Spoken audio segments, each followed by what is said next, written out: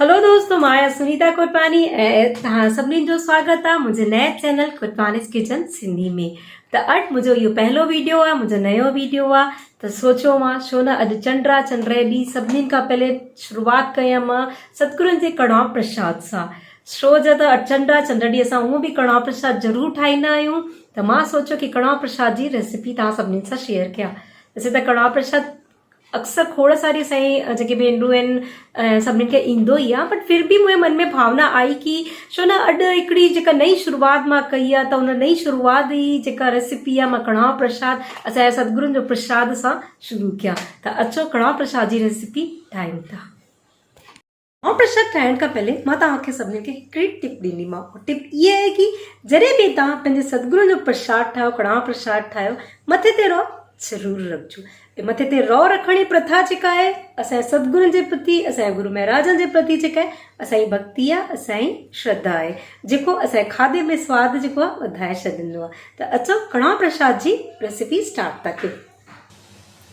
कड़ाह प्रसाद ठाहिण लाइ सभिनि खां पहले हिकु बाटले में मां 2 कोप पाणी खया ऐं उन ई कोप सां नापे करे 1 कोप खंडु।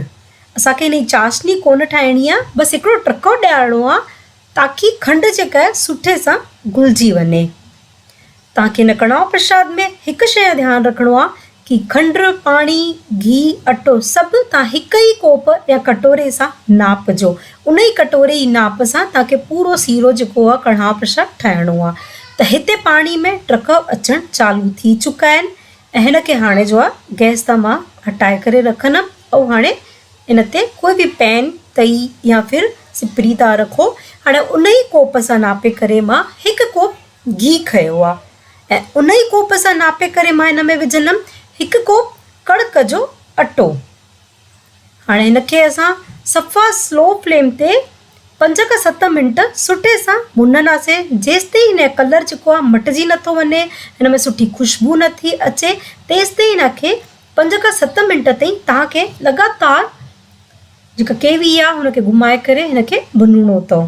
तव्हां गैस खे जेको आहे न फुल बिल्कुलु न कजो, तव्हांखे स्लो फ्लेम ते, सफ़ा स्लो फ्लेम ते ई हिन खे भुनणो अथव। तॾहिं जेको आहे न कड़ाह प्रसाद में खुशबू ऐं रंगत सुठी ईंदी आहे।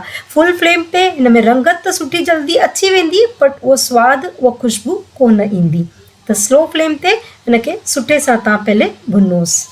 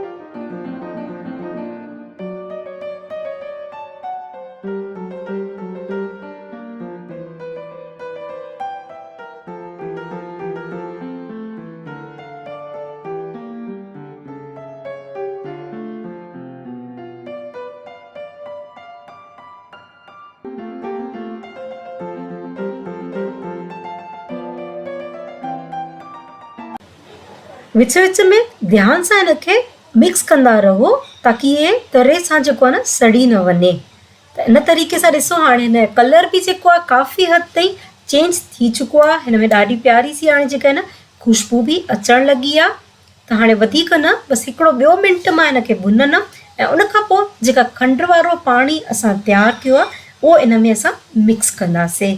हिन कलर ॾिसो तव्हांखे बिल्कुलु साड़ो कान्हेव ऐं जीअं कचो बि न हुजे ऐं हीअं ब्राउन सो कलर अचे, थोरो भूरो कलर। ऐं इन स्टेज में तव्हां विझो हाणे खंडु वारो पूरो पाणी।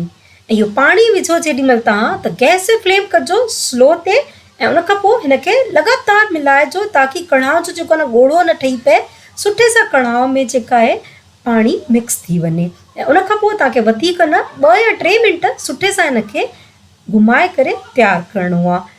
तव्हां चाहो त हिन में नंढो फोटो या ड्राई फ्रूट विझी था सघो।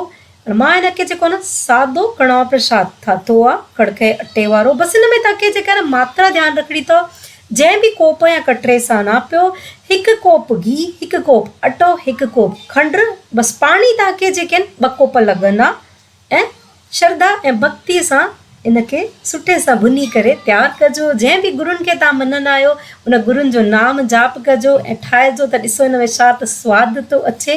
त तयारु आहे असांजो कड़ाह प्रसाद। त अचो हिनखे सर्व था कयूं ऐं भोग लॻायूं पंहिंजे सतगुरुनि खे। त कीअं लॻो तव्हांखे मुंहिंजो अॼु इहो पहिरियों वीडियो, ॿुधाइजो। आशा थी कयां तव्हांखे मुंहिंजो वीडियो पसंदि आयो हूंदो। त मिलूं था हिकिड़े नए वीडियो सां। तेसि ताईं सभिनीनि खे जय सच्चिदानंद, जय झूलेलाल, गुरु नानक देव की जय।